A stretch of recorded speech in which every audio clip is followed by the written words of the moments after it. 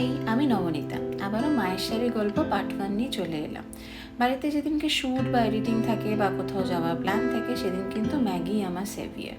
অন্যদিন সাথে কিছু ভেজিসও অ্যাড করি, এই ভেবে যে কিছু খারাপের সাথে কিছু হেলদিও খাচ্ছি। এবার এই সফট কোটা শাড়ির গল্পটা তোমাদেরকে বলি।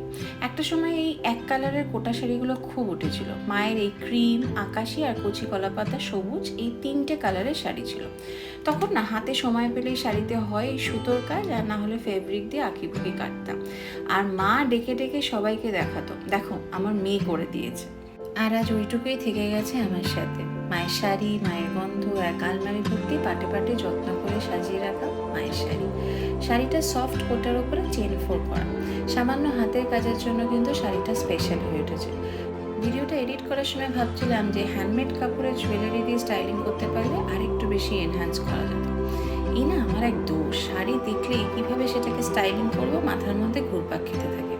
হাতের সামনে যা পেলাম তাই পরে নিলাম, যাই বেরোই, নাহলে কিন্তু আজকে অনেকটা দেরি হয়ে যাবে। আচ্ছা, তোমাদের কি সবার পুজোর শপিং শুরু হয়ে গেছে? আচ্ছা, এবারে ট্রেন্ডিং শাড়ি কি বলো তো? তোমরা কি ফলো করো? ট্রেন্ড নাকি ওন স্টাইল? কমেন্ট করে জানিও আমাকে।